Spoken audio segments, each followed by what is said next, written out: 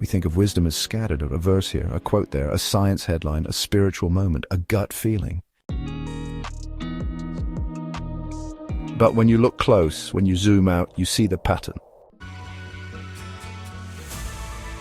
A system is speaking, and it's been speaking through every tradition, every mystic, every breakthrough in neuroscience and quantum physics. They weren't separate messages. They were the same code, repeating.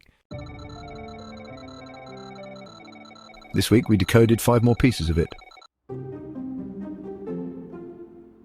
We began with the most overlooked tool of all speech.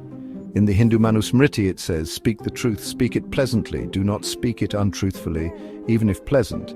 And in the Jewish scriptures, death and life are in the power of the tongue. Science now confirms what sages always knew. Your words are not just expression, they are frequency. They carry vibration, they alter your field and the field of those around you. Speaking with alignment is not about being good. It's about issuing clean commands into the simulation. Your words modify reality, not metaphorically, literally.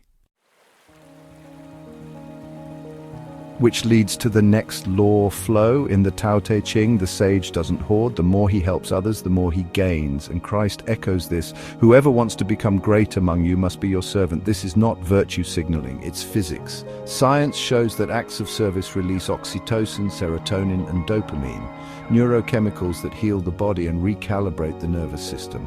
But beyond biology, something deeper happens. In the simulation, energy that's hoarded becomes stagnant, flow stops. But when you give freely without expectation, you open timelines, you unlock new paths. The simulation responds to circulation. And once you're flowing, the next law appears perspective. Buddhism teaches to conquer oneself is a greater task than conquering others. Islam warns, do not walk on the earth with arrogance. You will never tear it apart. Humility is not meekness, it's alignment. Ego-based thinking, me versus them logic, triggers stress, tension, and inner fragmentation. But science shows that humility activates the prefrontal cortex, the part of the brain responsible for awareness, empathy, and foresight. In the simulation, ego is distortion. It loops, it repeats, it clings to control, but humility clears the field. It puts you back in position. It lets the system work around you instead of against you. And what anchors that position? Focus. Jainism says the soul comes alone and it goes alone. Christianity says if your eye is single, your whole body will be full of light.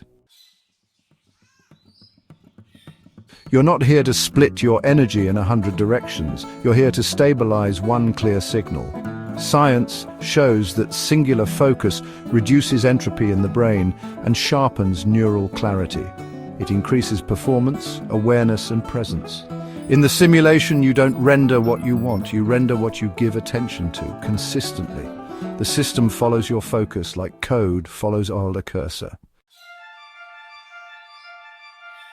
But even focus has a deeper home, stillness.